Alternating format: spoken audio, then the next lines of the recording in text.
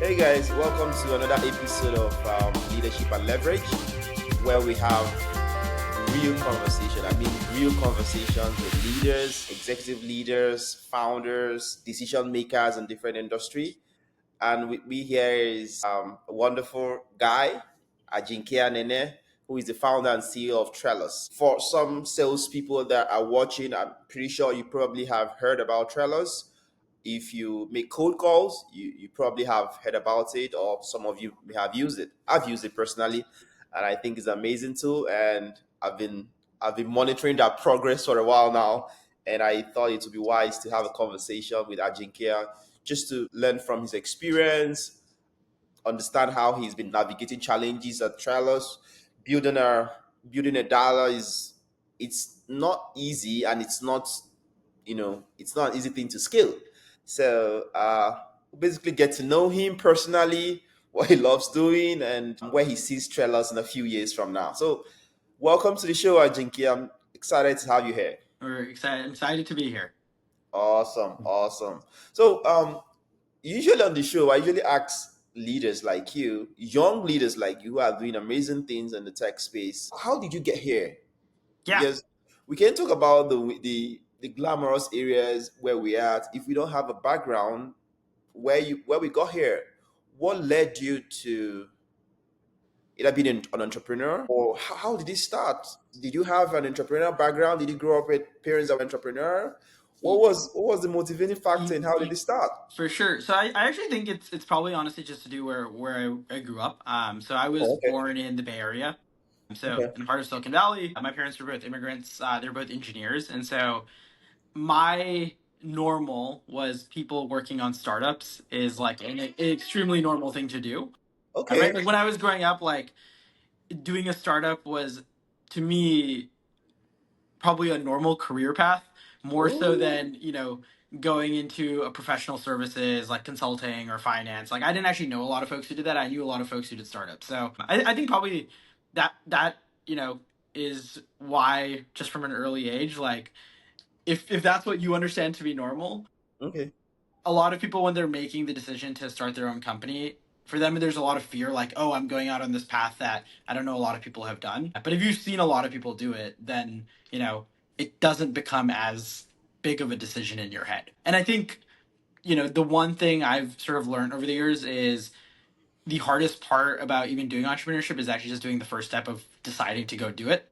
I agree. After that everything sort of falls into place, and you can figure it out, right? Like, you are passionate about it, you're gonna like spend a lot of hours, and you will eventually crack some sort of problem. But the hardest part is like actually going and doing it in the first place. And so for me, that was the easier decision to make, just because I had already like seen that and seen a lot of people do it. So that for me was like why um I did it. And then the specifics on how were, you know, I got great advice when I was an intern in college, which was your responsibilities in life are only going to increase as you get older. And if you're not willing to, do startups at an early age, why are you going to be willing to do it when you're, later in your 30s or 40s when you have a family?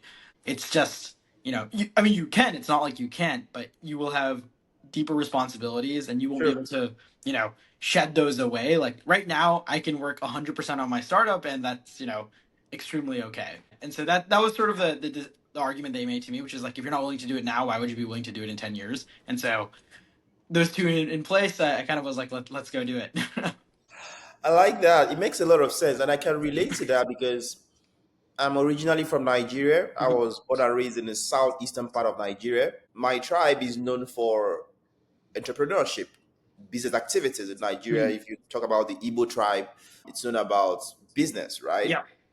And there's even a Harvard review about our apprenticeship system, whereby someone gets to learn a business for about 3, 4 years, and then the master gets to give the person some money to start a Yeah. business. So it's something I was also, you know, open to when I was young. Engaging in business, going to the local market, Mhm. trying to buy some things, flip some goods. These were things I was used to. And it has also helped me because I also teach people how to sell as well. I always like building stuff, no matter how little it is. So I can totally relate with that. But then again, Ajinkya, what was it about building a dialer? Mhm. why dialer? What made you to choose that particular niche, or Yep. was there a light bulb moment or a conversation with someone you heard? Why did you choose that particular one? Yeah. Why not go to finance or some other thing the other people are building? Why the dialer? Yeah. So the story actually really starts with me and my co-founder when we met. We kind of knew we were interested in working on real-time AI solutions. So that was just like like the core tenet was, hey, there's a lot of stuff that's changing right now, but we think the biggest thing that can be impacted, in the next 10 years is how just sort of humans work in their day to day. We've now all seen ChatGPT take over. Two plus years ago, like it wasn't like that big of a thing, but we True. kind of thought maybe this could be a thing. And then the practical experience was none of us had like a deep industry experience in any space. So we tended to go towards groups that were willing to talk to us on the internet to see if we could like find problems that we were interested in that we could go solve. That it was a pretty honestly a very underrated tactic for finding problems is we just started messaging everyone on LinkedIn that we could find, literally anyone, Ooh. anywhere, and we kind of had a conversation with. He's a pretty, I think, well-known influencer. His name is like Kevin Dorsey, I believe, Yeah. in the Yeah. sales world. And so we met with I've heard him, and about he sort of like talked to us.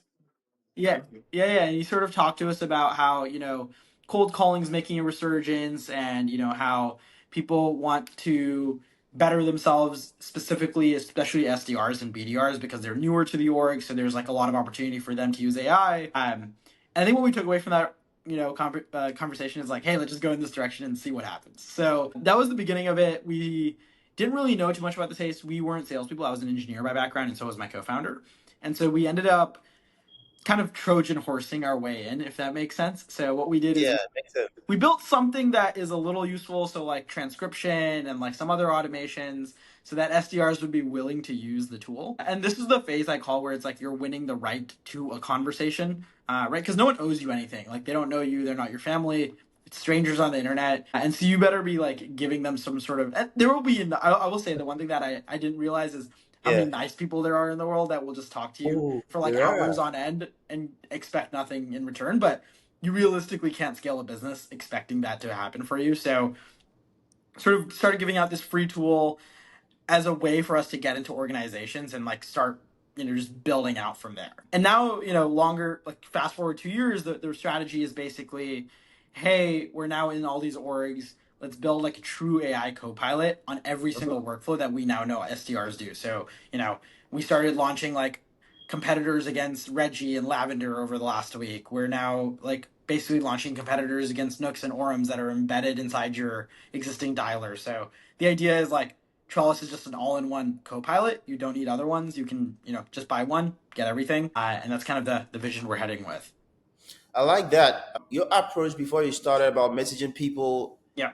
it sounds boring, but I love it because you get to hear from others the problems they're facing Mm-hmm. and create a product around that problem. Yeah. It's different from what some people do, whereby they just think of something and Mm-hmm. just build it and it ends up not solving a problem. And I think that's the right approach. Find a problem that people are facing, create a solution, and sell it to them. As simple as that. Yep. It makes a lot of sense. I wanted to ask, right? Most leaders at this early stage face huge problems, and I know Mm-hmm. you have faced problem as well. Would you mind sharing with us challenges you first at this early stage? Tell Yep. us it's Yep. early and you've made great progress. Yep. What are some, would I say, unique challenges you faced in your space in building a dialer? And how have you been able to navigate and solve some of these Yeah. challenges? Yeah. So I'll maybe give a couple of answers here because I think they're pretty interesting. But I think the first that is true for all startups, so not just in the sales space, um, is no one cares about who you are and no one knows who you are. Right? I think it's like that classic adage of you think about yourself like 99% of the day and then the other person is thinking about you almost never. It's like Almost never. the proportion is probably even worse with your own startup. So no one, like, you have all these ideas of what your product does. The other person honestly has no idea. They're like, Trellis, it's a tool. Like that's actually like their understanding of Trellis. It's a tool. They don't even know what it does, right? And so your number one problem is you're basically fighting this Goliath of just awareness, like people even knowing what you do. That's going to be perennial true. Then you just have to grind through that. You have to like ship as much product, you have to talk to as many users, and like it is a painful grind that takes years to make it work. But that's problem number one. And I think the reason I emphasize it is for people who are starting for the first time, it is very hard to internalize how long you remain unknown for. Unless you're like one of those startups that catches fire really quickly, it is underappreciated for how long you have to grind in the dark before like you start seeing some traction in the market and stuff start moving. And so I think that's something for people to internalize who are starting a company, which is it's going to be fun and exciting for your first launch announcement, and then it's going to be really like no one's going to care about you, no one's going to ask how you're doing. Maybe your friends will and your mom definitely will, but other than that, you're in the dark for a couple of years and you should just accept that. And so that's like, just number one, like from a just mental like standpoint, you need to be prepared for that experience. Because if you think about like your current job, you have a boss usually at most jobs, unless of course you're the CEO. Even then you have a board of directors and everything. But at your current job, like there is a set of people who will constantly be looking out or looking in on you and like seeing what you're doing, checking in on your work, trying to see if it gets light of day. And it's just no one can give like less of a shit basically in your own startup. And so that's number one. I would tell like everyone who's starting this to really like appreciate that fact that this is going to happen to you. I think number two in the sales space right now, like the thing with AI tools is people are willing to it's both a good thing and a bad thing. Salespeople are really willing to like try new tools, but because they're really willing to try new tools, there's not a lot of vendor lock-in, right? And so what that means is, and then you may have also seen this already in your career, people are willing to switch tools like every other month if they were allowed to. Like there's no like real like, hey, like we got this tool, like this is our tool for 5 years. Sort of situations that happens in like a lot of other like SaaS spaces, like security, like HR, like you're not substituting your HR system every year. Like that'd be bonkers. But people are switching like their dialers or their sales systems or their lead gen sources like constantly, right? And so it creates a dynamic where you're constantly selling, but you're also constantly like facing the looming threat of people entering your space, because also sales is a big market. So hundreds, like if you see anything that's successful, hundreds of people will fast follow and build something like that, right? And so it's like fun, like, but you have to, it's like choosing your battles as an entrepreneur, which is, I know some people who really hate that sort of game in capitalism, but they enjoy like, I'm going to have 10 customers for like that pay me a ton of money, but I'm only going to have like 10 customers. We're going to be like lifelong partners with them, and that's sort of the company I'm going to build. And then there's the flip side, which is probably more in sales, which is, hey, I'm going to build a product that really works for like these general use cases all around. We're just gonna like really compete on product quality, distribution, compete really aggressively. But like, it's very rare that you're gonna see someone that you work with for 10 years on the horizon. And the reason also for that is salespeople change jobs very quickly, right? Like if you're working with an HR administrator at a company, honestly, like they will often stay at that company for a lot longer of a duration. Or like a finance person, generally longer duration. You probably saw this at Mosaic. But I mean, I'm sure in your network and in my network, I think like all the people we talked to 2 years ago in sales have honestly are like now at new jobs already. And that's the nature of sales, right? Like, which is that's like, just how it is. it's just like, and it's a weird profession where if you are really good at it and you're a great IC, like you sometimes don't want to go into management because you make less money, and like that even if you but you'll get pushed into it, and then like you'll get fired because now your quota is actually dependent, now your success is dependent on other people who are not as good at sales as you, and so like you're now going to get kicked out and move to another role, and like just a forever ending wheel. I feel like it's a very tough and painful job for a lot of reasons, including that, but it's what it is. And like structurally, because of that, it also means that's like how buyer, like the whole seller relationship works when you're selling to salespeople. And so, that's for anyone entering the sales space, like, no, it's easy to get your first set of customers. It's never easy. Like, it's always hard to get people to give you money, but it is hard to build a sustainable, like, growing machine. And I agree with you. You just laid out the world of a salesperson, which I can totally relate to. It's just what it is. And understanding that in the space helps you to tailor your product to the people you're selling to, and that's amazing. I wanted to ask you something, Ajinkya. Leaders sometimes are confused; they don't know what to do next. Mhm. Some of them don't admit it. Some of them don't let other people know, but sometimes they're confused. They don't the meet a brick wall. They don't know the next thing to do, right? How I know sometimes you're also at crossroads as to probably taking a decision. Mhm. How do you know the right one to take? Do you have some sort of mentors? Do you have investors that are pretty close to you that you probably ask a couple of questions? Do you have some professionals in the industry that you talk to? How do you do it Yeah, basically? yeah. So I think there's basically, I'm going to caveat this with, no matter what you decide to do and say, you will always make missteps. Basically, it is like a guarantee, especially in the startup world. Like, you're going to make a misstep in the product. Like, even like the most famous entrepreneurs like Steve Jobs made incredible amounts of missteps in his career in terms of like products he launched that weren't ready for market, right? But the reality is, and maybe this is like, helpful for someone to hear, people only care about your wins at the end of the day, especially in startup world, which is like, you can have maybe 1,000 losses, like failed products, and you have one successful product, and everyone's like, that guy, he knew what he was doing, he totally made it work, right? Like, he saw the vision and executed. But it was realistically like, you're going to make missteps, and like, you just have to accept that, that's going to happen. And going forward from there, I think the easiest couple of, guiding frameworks are: one, you want to make sure your work is like generally compounding to something. In your head, you want to structure it. Hey, if we got these like 10, 15 things done, what does that mean for us in a year? Like, are we able to generate a lot more revenue? Are we able to, just have such a better product experience that retention is really high? You need to be able to rationalize about like why the sets of things you're doing are going to compound with each other, right? So that's like number one. Like, you want features that compound on each other. Two is realistically, and I think a lot of people oftentimes failed at this, is you need to be okay hearing that your product sucks, and you need to be okay hearing that, people are using your product for the thing that you didn't intend it for, and people don't actually care about these new features, right? It is, and the reason I say this is, I try to get that, and it is always painful to hear. Like, no matter what, you're a human at the end of the day, you're not a robot. And so like, someone telling you something you've worked like, long, long hours on building, and they're like, yeah, I don't really care about this, I don't use it, is going to hurt unless you're a weird person. Like, Yeah, I'm just gonna say, like, if you're true, a weird person, if that doesn't hurt you emotionally, but true. you need to be like willing to hear that like repeatedly. And the reason I say this is, I actually think there's like an emotional barometer for deciding what to work on, which is like, you hear enough times like, man, this is useless, and then that really just like urges you, puts your like seat on fire to go build something that's useful.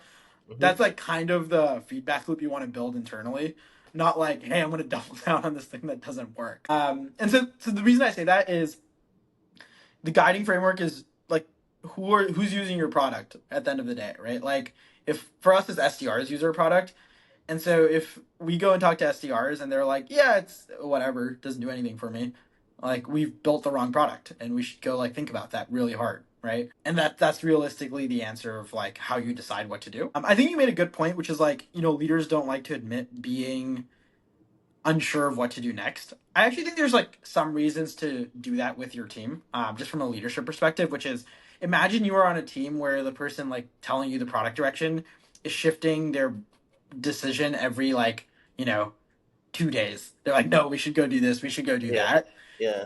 Like, I mean, everyone's probably experienced that in some form, where they're working with someone who's super indecisive. Like, honestly, even like simple things where they can't even decide what to eat for dinner or something. It is an Hmm. extremely frustrating experience to like Yeah. operate with someone like that. And so, you know, there is a level of decisiveness that you have to bring to it, because if you're indecisive, your team is going to get frustrated and produce some like par work, just because they're going to be like, all right, why am I working on this if this person's going to change their mind in 2 days and just scrap all this work, right? So like, that's part of the reason we see that like leaders aren't able to admit it, is because they like actually shouldn't admit it in like some scenarios. Hmm. And so that's sort of like my, I guess, rambling answer to It your makes it question. makes a lot of sense, right? Because you want your people you're leading to trust in your leadership. And sometimes, even when of course, I agree with you about making mistakes. It's going to happen. So don't even overthink it. So you need to consider a few things and then make the decision. And if it's wrong, make another decision to Yeah. correct it. I think it makes a lot of sense. Talking about team, right? At this early stage, what were you looking out for, or what are you still looking out for in potential early hires? Yeah. Some leaders are concerned about, you know, just have the potentials. We could groom you or something like that. What are you looking out for? What do you see, or what do you try to look for in a potential hire at this early stage? Because um, first hires are super crucial. It lays the foundation to how the business grows. So, for you personally, what do you seek? Yeah, yeah. It's basically honestly so I think I read this somewhere. It's like you have what is called the give a shit factor, uh, right? So like the way I often can describe someone is when you talk to them about their job or you talk to them about something they do, it is very obvious if they care. Like I've talked to a bunch of people who hate their jobs and like they obviously just don't care, and you know that's going to translate to like lower refinement of the work and like a lot of other things. Um, and then you'll meet people, but maybe they're like super sharp, right? Like incredibly brilliant. But then you're going to meet people who have like that give a shit factor, which is like, you know, they'll stay an extra hour late at night at work just to like get something a little tweaked so it's just a little better and more correct, right? And I think that's essentially the spark you're looking for. Now, like how to read that on a person, I'm probably the wrong person to tell you because I'm young, I'm inexperienced, like I just don't even know Yeah. like if that's gonna Mhm. be like how that's true, but like I think that's like a general good proxy for to like tell if someone's good, right? And like maybe someone can fool you into that, but Mhm. realistically, like I think people have a good sense of telling if someone cares or not. Like Yeah. there's something that Instinct is comes off a something. person, like an energy or something that Yeah, like you're like yeah, sure. that person cares. And so I think for me that's like if they care, that's like number one. And then of course you have to meet like baseline criteria. Like you should be pretty competent. You should be able to like actually execute on work, right? Like yeah, I mean it's not like you're gonna be hire like a 10-year-old who's super excited, right? Like Sure. clearly there's gonna be like you're gonna have some level of baseline skills, and then you have to have that care about factor.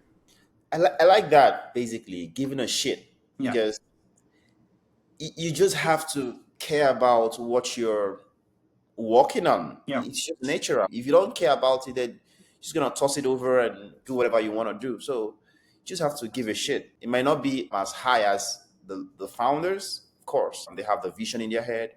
But you just have to care enough to work on that project. Some people I've had a conversation with on the show talked about them being a product of mentorship, right? Would you say your parents or some other people have been mentors and guided you in this entrepreneurial journey? yeah. So I think my parents specifically probably are more from like the engineering side, right? Okay. Just like I've seen their world. They both have worked generally in big tech. For startups, it's probably been more friends from college. Hmm. Okay. And then we were part of YC, so that was like a really just good network of people. And I think those two in combination were really just, there's two things you basically learn from those folks. One, like it sucks and it's gonna suck, but enjoy the suck. And like it makes you appreciate it. And then two, it's really like how they think strategically about you know long-term games. And the Yeah. reason I say this is, if you're in a startup to make it rich quick, it's like probably the worst decision, probably the dumbest decision you could have made is to do that.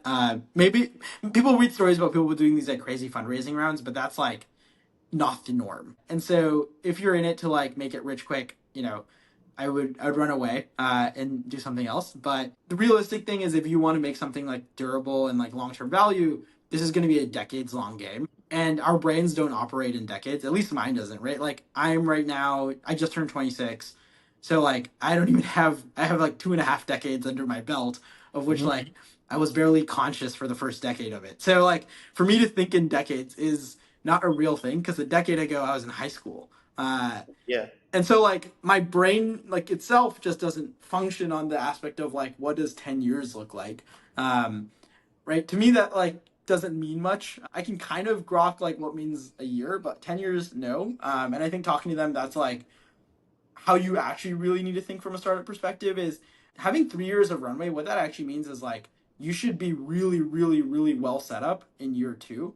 You don't care about like the quick grab cash schemes like that can happen in like year one. You really care about setting a great foundation so that year two you're roaring and like just doing amazingly well.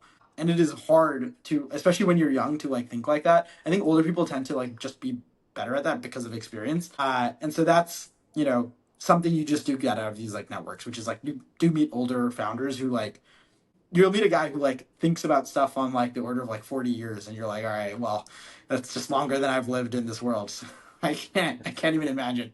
Yeah. Yeah, yeah. One thing I noticed about leaders is the fact that most of them have a ritual, more like something they do, or it could be a process, a system, it could be a habit that they've implemented with themselves or in their companies that has really improved a lot of things for them, right? For you, what is that you do or you've implemented or you've encouraged your employees to do, your team to do, that have been a game changer? If it's for you personally, is it something you do every day? It could even be something you do to relax, having a timeout. What is it you do that you Yeah. think this has really helped you to grow as a person, Yeah. to grow the company, and also probably to improve others as well? Yeah. So I actually think one of the ones that I think is the most impactful is, if someone you hired comes and asks you like, "Hey, I should do this," if you think that's a decision that, they should just be able to make on their own and never have to ask you again for, I think being very clear with that repeatedly is like probably the most useful thing you can do, right? Like in a startup, you're not looking for people who like ask you 100 questions when they work with you. You're looking for people who have high agency and they're just going to go and get shit done. And so like, it's not a ritual per se, but it's like anytime I think a question comes up that I'm like, hey, I don't even need to know about this. Like, you could just go and handle it. Like an example is like you're doing discounting with a medium sized account. I'm like, all right, I think you have like reasonable sense. Empower you. Next time it happens, just go do the discount. I'm not even gonna ask. Like, just go do it. Like, whatever. And it's like giving agency to people in your company to like just go do things without asking you, so that they feel comfortable both in their own skills to execute, and then they, it just like lowers the amount of communication friction that occurs, right? Because every like time a question has to be asked, that's a delay in like a process or something that gets done.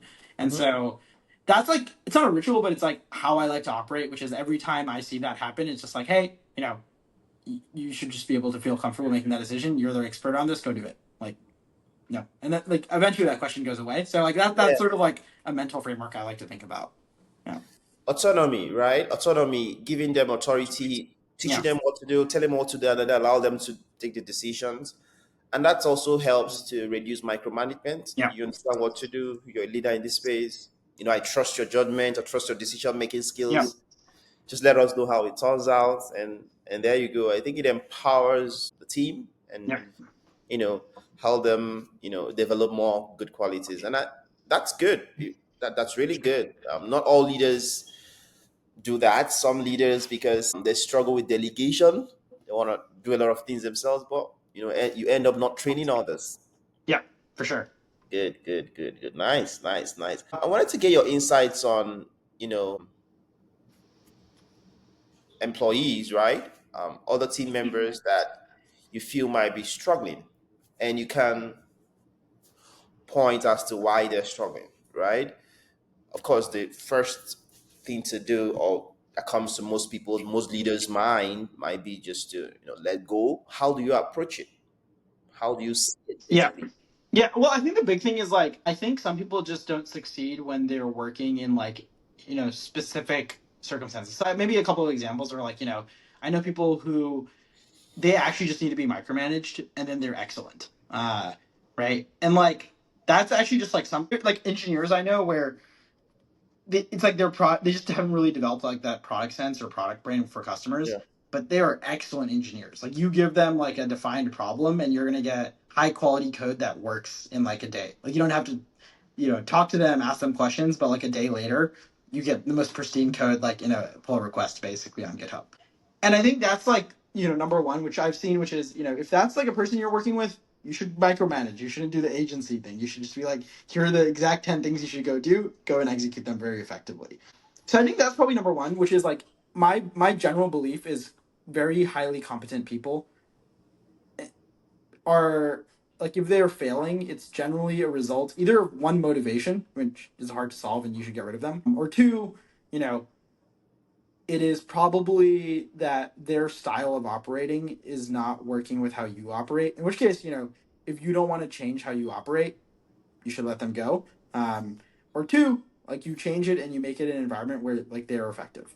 And that's like the real answer, which is you basically, if they're not operating at a high level for a long, like a reasonable period of time, you should let them go. Right? It's better for everyone actually involved because I've experienced this, which is like if I feel like I'm doing subpar work at a role, it's actually no matter how much money you're making or like how good whatever the equity is, your life weirdly sucks because most of your life's actually not like spending the money you're making. Most of your life is doing the work that generates that income. And so if you're like doing subpar work, like most of us innately like to do good work, which is what I believe. And so it's like both a sad place for them to be. It sucks for like the company, and so they should like separate ways.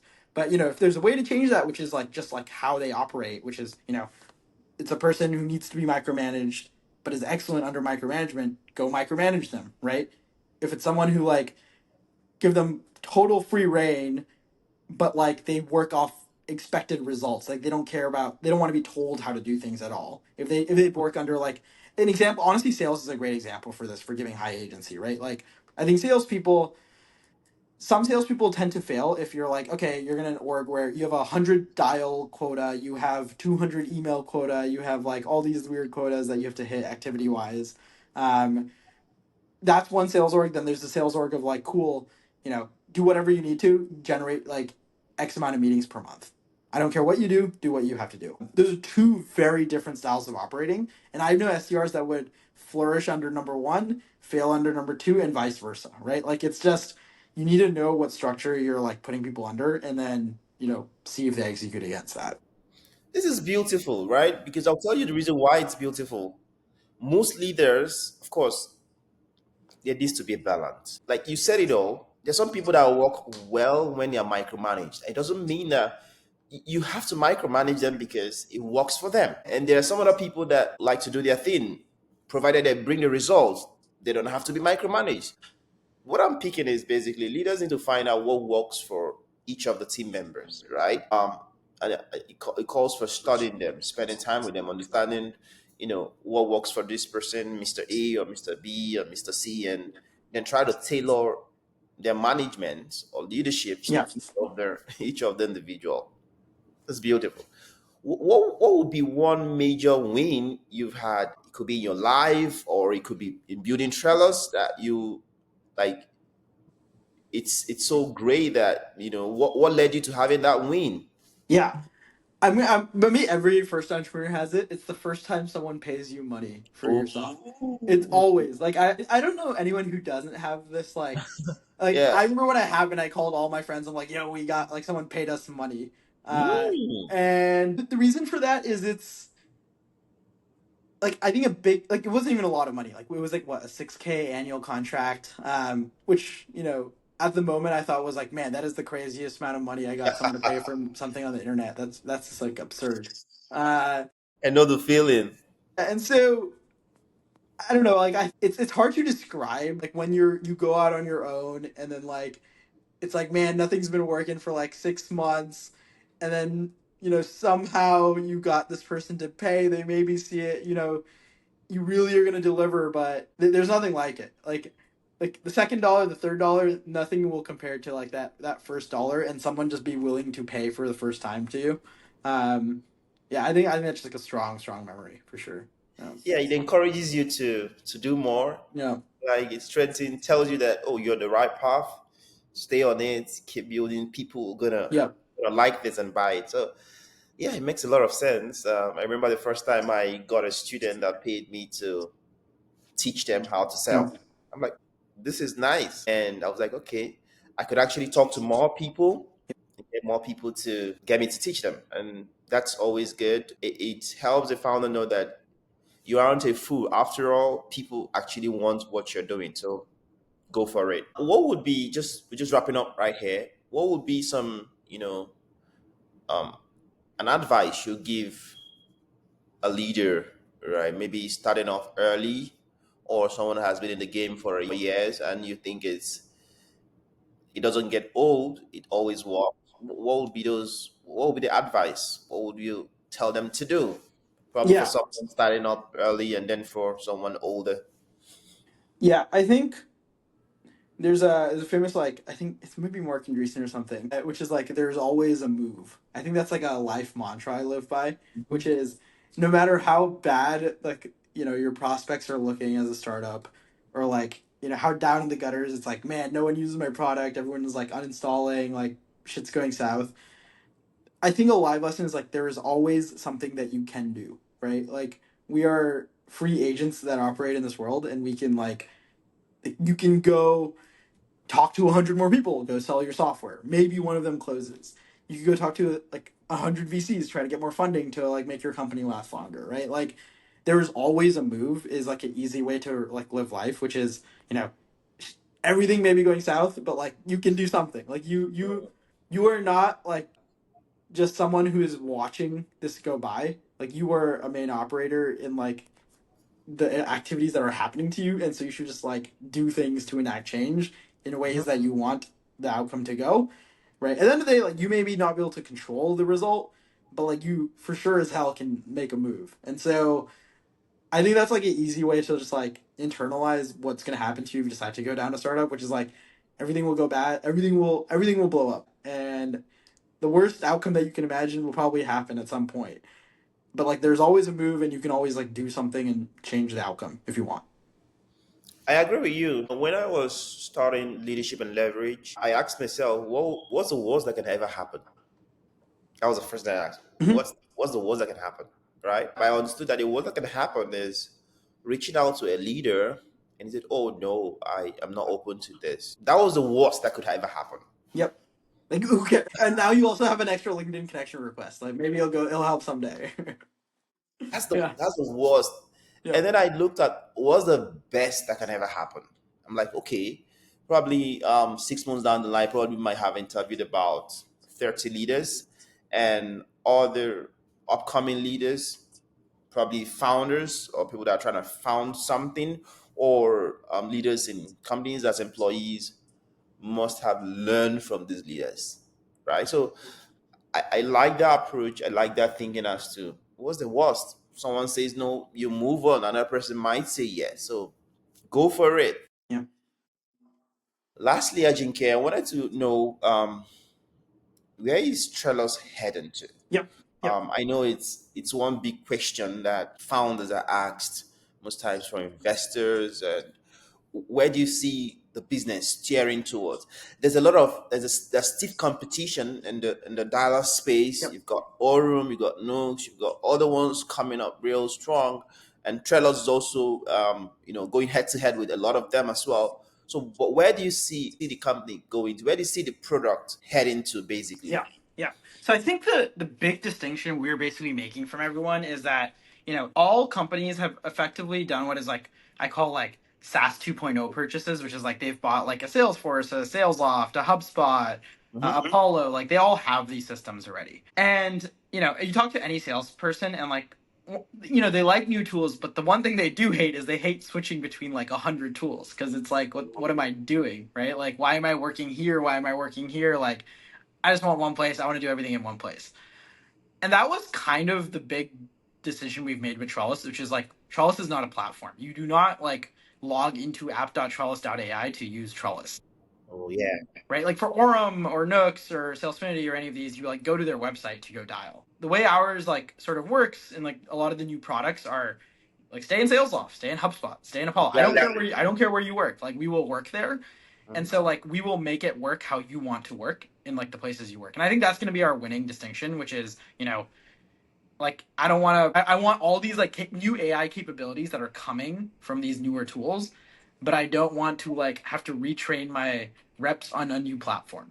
I just want them to stay in the platforms that I know and like have them like work in those environments. And that's kind of like the big, play we'll make. Now we'll see if this bet plays out. It's totally unclear if it will play out, right? Like, that's the bet we're making, and you have to make bets as a company, because then why are you a startup if not to make a bet? Like, you are basically an economic bet. Like, that is what you are in a sense. And so we'll see if it plays out. I think the other companies, like, I think especially No, because it's doing like pretty cool things. I think they've like eaten Orm's lunch. If you're like attuned to the market, you will notice that they are like destroying or they're eating Orm's lunch right now. But Yeah, yeah, they're um, uh, doing a good job. yeah, and I think that's like there's like a lot of interesting arguments for like why that's happening. But I think they've got like really cool engineering talent, and I think they're usually at like the forefront. And I think like our vision is more we're going to give you all the capabilities that they're sort of bringing to market, but we're going to bring it to you inside your current systems, so you do not need to leave.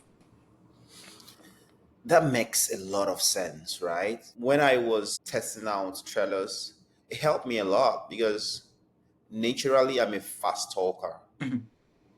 but it helped me to start working on speaking a little bit more slowly, right? And it was due to the prompts that I was getting when I was making cold calls from Trellus and slow down, stop, And I think that makes a lot of sense. And the fact that you get to for Trellus, you get to, no matter what you use, whether you're using Sales Loft, whatever you use, you can always work with Trellus. That's really amazing. Yeah, I think you've got a wonderful tool, and I think you're onto something amazing. Please stay on it. I love the tool, and Appreciate it. one of the reasons I wanted to have a conversation with you. Appreciate it. Yeah, thank you. Stay on that. Stay on that. I know it's gonna make more sense as you keep growing, and I'm rooting for you and the team, and I'm glad you're here to share your experience and what you've learned as you're building out Trellus. Awesome. Looking forward to having you next time, probably after 6 months or 1 year, just to talk more on where we are at the moment and amazing things that the team has done. And appreciate you for jumping in. Any last words? Nope, I think that's it. Yeah, thanks for having me. Yeah, thank you, Ajinkya.